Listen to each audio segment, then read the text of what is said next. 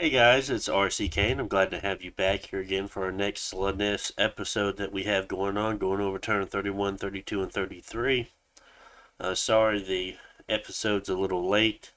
Been rough around here a little bit. We had to put down one of our ferrets that had some kind of rare disease only young ferrets get, apparently, and yeah, that was difficult, but should be back recording. So let's go ahead and start. I think that's okay. So here we see a few things. Site searching, found a magic site here to Whispering Wood. Very nice. Took out some brigands. We have 3 battles here. So it looks like one of our scouts were found. The vampires, not too bad. Took out some more brigands there apparently.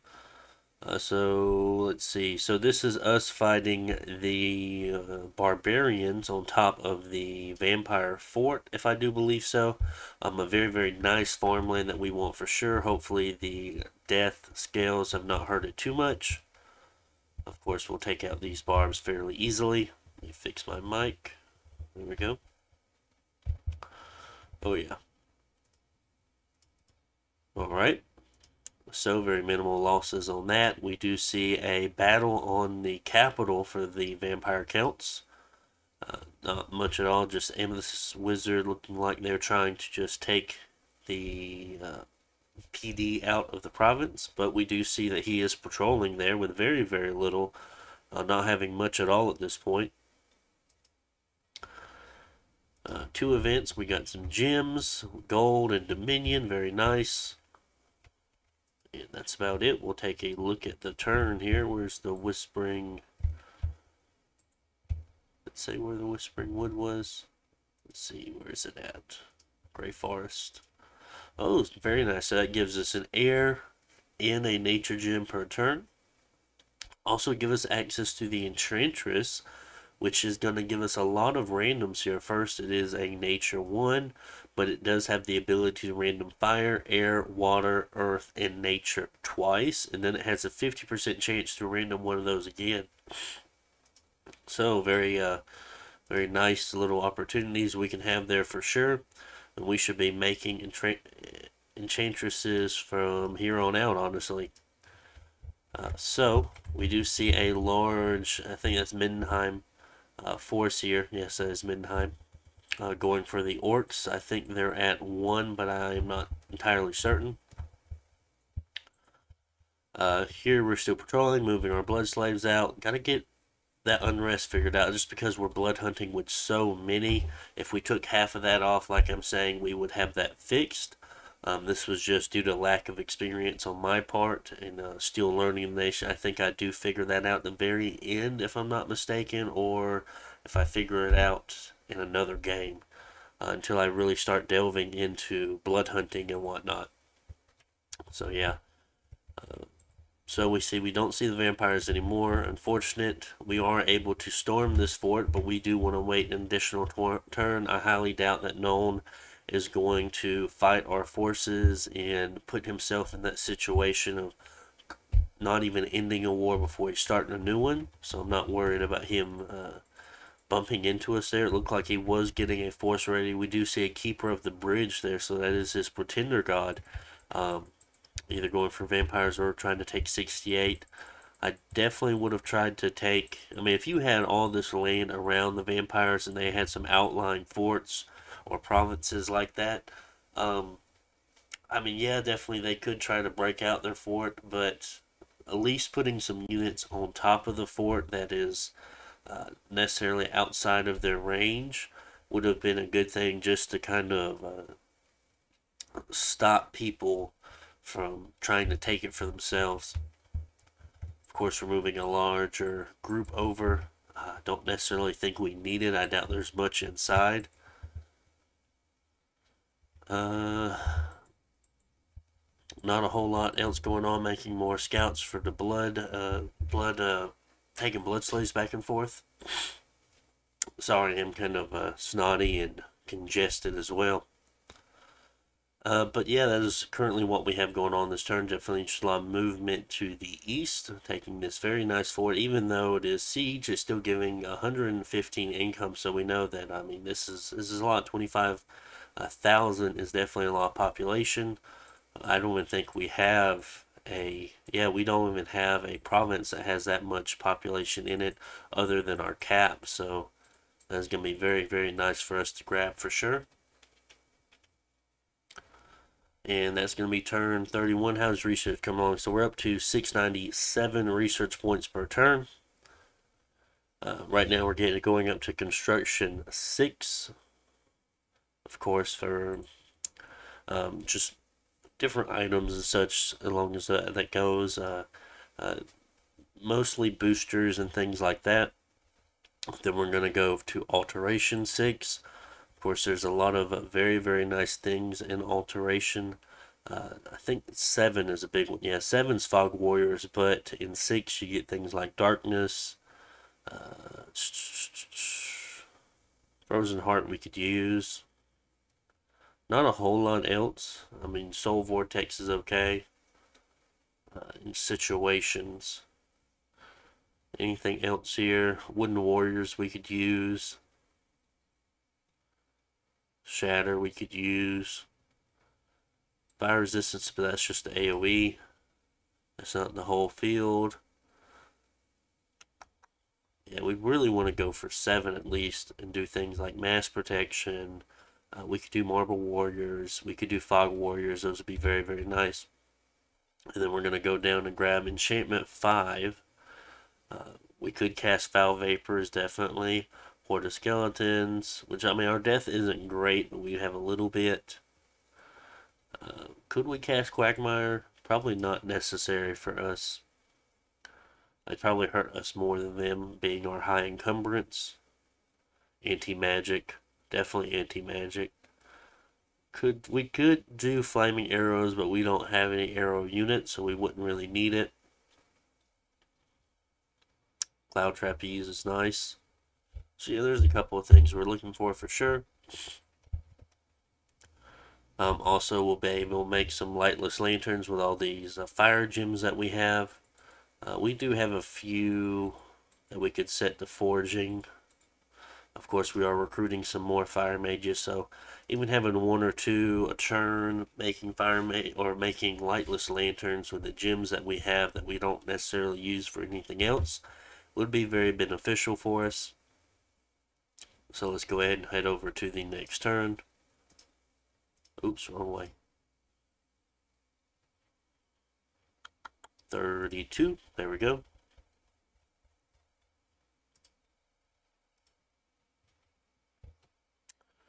Okay, so we see that there is a fight on the Tomb King capital here. I guess we can watch that with the dwarves. So let's see if they stormed it. I assume they did, and it looks like they did. Let's see what we have here for composition. Interesting to see the archers on the walls here. Forget they have archers. Got some Crocodile Ushabti, Tomb Glaives, Necropolis Knights, some mages here and there. Oh, we see some gems. I just wonder what we're going to see here. And on the other side, we have Iron Breakers.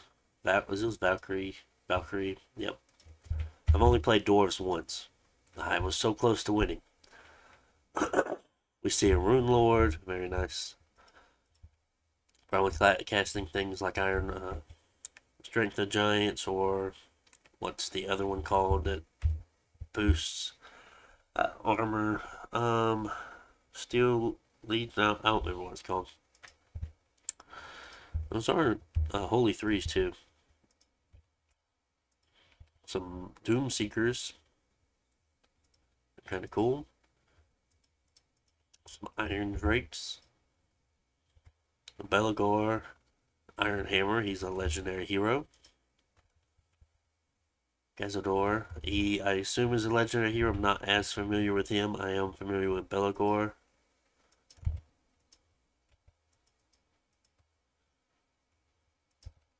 Let's see. Hammers. Yeah, very, very nice stats they have here. 19 protection. Ironbreakers are just as good. Well, they're not as good, but 15. No, those have 23 protection. Hold on. So that's a cleansed dwarf compared to an Ironbreaker. There we go. 23 protection. Yeah, that's pretty high. Let's see here.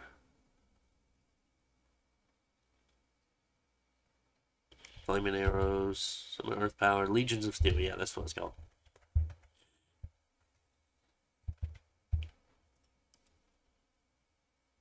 Okay, let's see.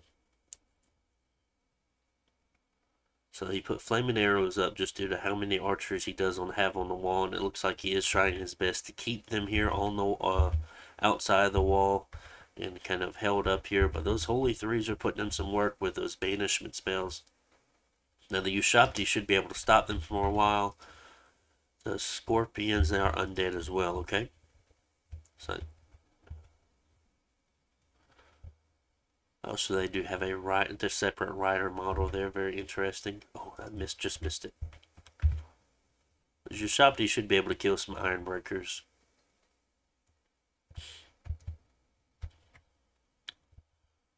All these scorpions here. It's a spell he's casting. Animate. That's not animate skeleton. Which one is that? Something scorpions there. Tomb swarm or something. So that is definitely going to be adding a lot. But like I said, those banishment from those holy threes are really putting in some work there. We got some heroes that are close to the wall.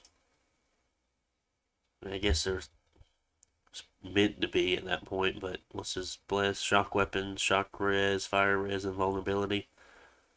But I don't know, I'd keep these guys around just for fun. Let's go ahead and speed it up.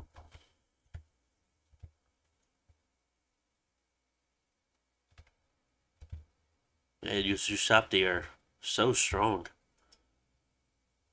They're not even sacred. Interesting. How many points do they have? 34. Wow, okay. Yeah, they've been putting in the work for sure. Looks like a lot of the archers have died from the banishment spells. It's unfortunate.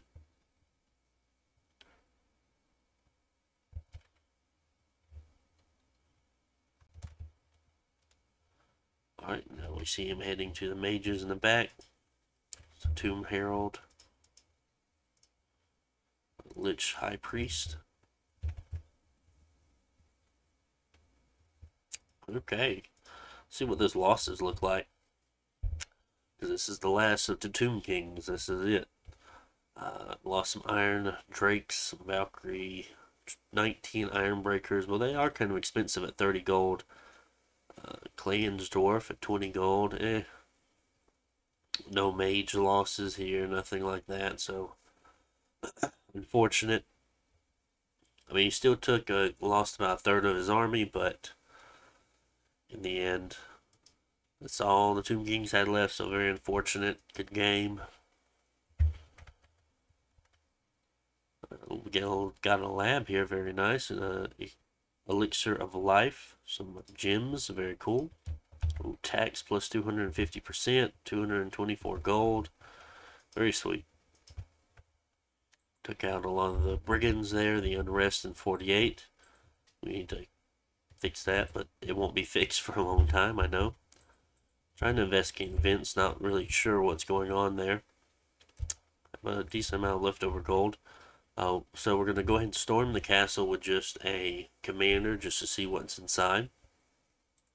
Because we really, I mean, we're not in any time constraints here, so we might as well play it slow and play it the safer way than how I normally play it. And usually you gets kind of iffy sometimes, and sometimes it bites you in the butt, you know? If you don't check and see what's inside before you storm it, so you're prepared. We're up to about 400 slaves. We need to start figuring out what we want to start turning these slaves into and using that resource. We definitely have some higher level summons we want to make. But overall, things are doing pretty well. We should have had this dude searching right there that turn. It could have been a unfinished turn that I saved and then went back and changed. So yeah, so that's turn 32. Let's go check out turn 33.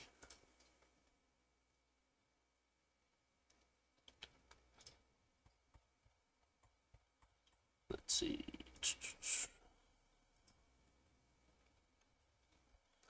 Alright, so we see another battle. Looks like the Tomb King God or something. Yeah, God came back.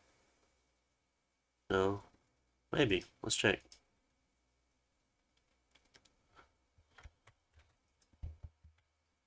No, this is their prophet. It has reform. Cool. And Dominion Immortality. Okay, so that's what is the reform immortality part. We'll see what his bless is. Oh, he just left. Okay. Oh, no. Did he not? He hasn't blessed himself. He does have blink, if that's what it is.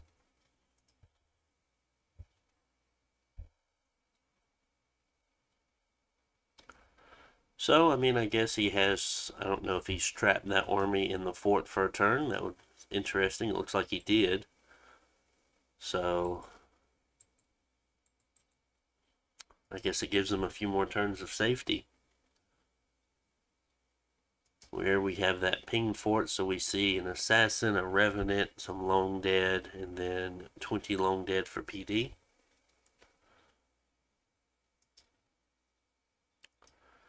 Assassination event.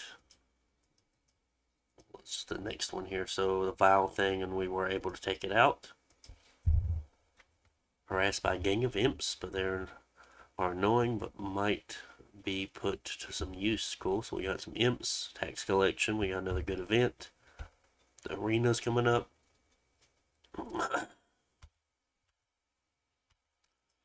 And 4 warriors were promoted. Cool. We need to see if we can grab some of this Tomb King land. We need to ask about that. See, Known has taken 51. Interesting. So we are forging some lightless lanterns. Looks like we have finally hit construction 6. Did we change up our research any? No, enchantment 2, 3, and then alt 7 for those fog warriors, and then blood 7. What did we want 2 and 3 for? Oh no, we should go on alt 4. Strength of giants, maybe?